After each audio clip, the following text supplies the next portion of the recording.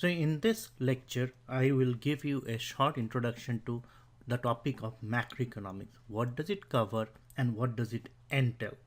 So I'll start with a picture first. So this is a picture of rural life in America in the 1870s. And you can see in this picture, it doesn't look like rural America today.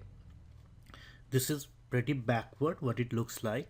And mind you, it is 1870s, just 150 years back, or maybe 3 or 4 generations back.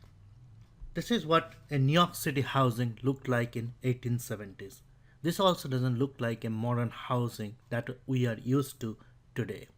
This is a modern housing or modern homes, what it looks like as of today in the United States. So economists been asking this question, what made us grow so fast, or why we have been able to achieve such a high standard of living. Now before even going to those topics, let me show you a graph about the US national income from early 1800s till today. So this is the US national income, which is also called GDP or gross domestic product.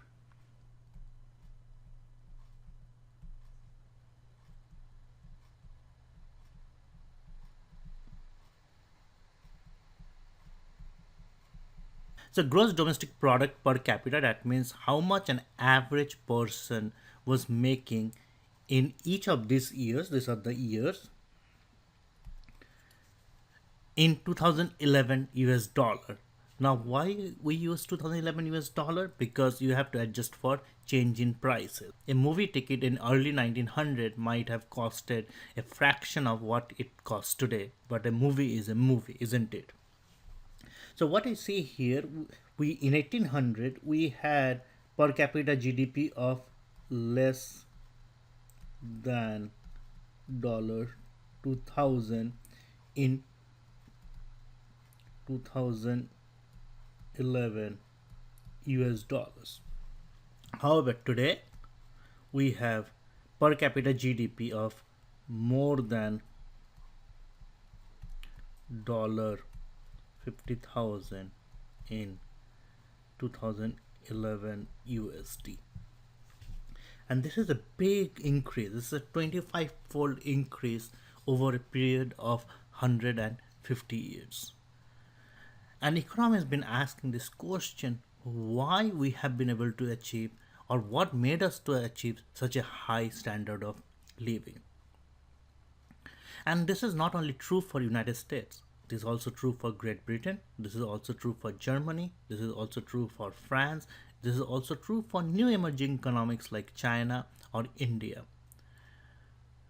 Now, to answer all these questions, we are going to use something called macroeconomics. But before even we define macroeconomics, let me show you some macroeconomic problems. Mind you, this growth from early 1800 till today is not something which is linear, which means that there are ups and downs.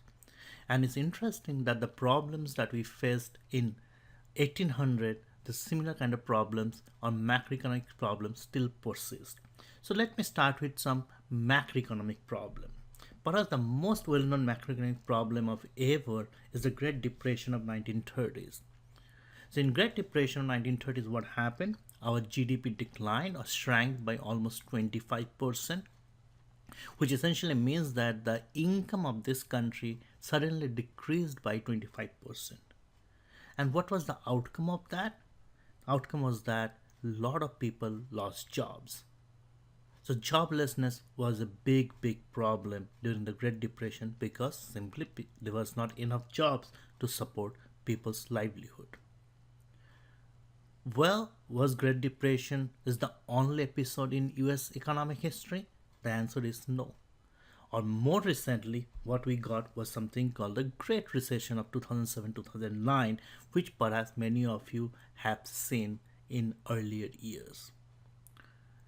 And you can see the problems are same. Still people are looking for jobs. Similarly, there's the issue of economic growth. Now this is what a modern housing in a developed country like the United States looks like.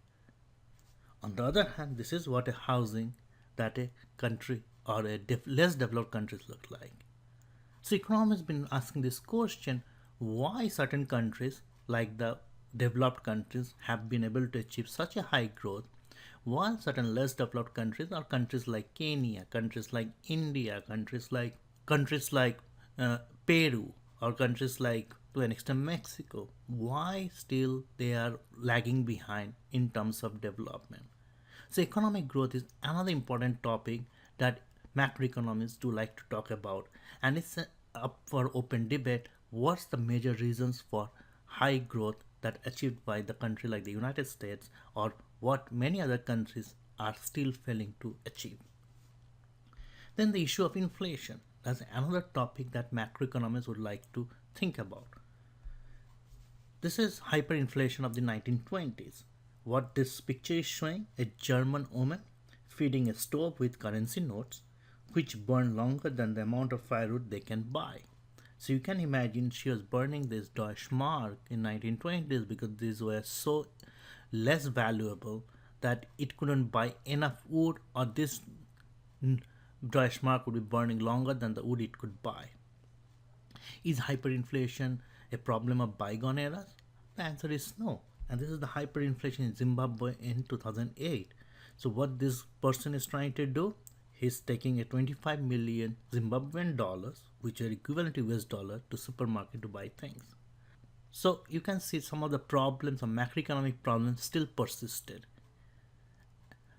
However, one thing that happened since we started studying macroeconomics is that we have been able to manage the economy better. Yes, we still have recessions, but we don't have depressions anymore. And depression, by the way, is a severe recession. Why we don't have depression?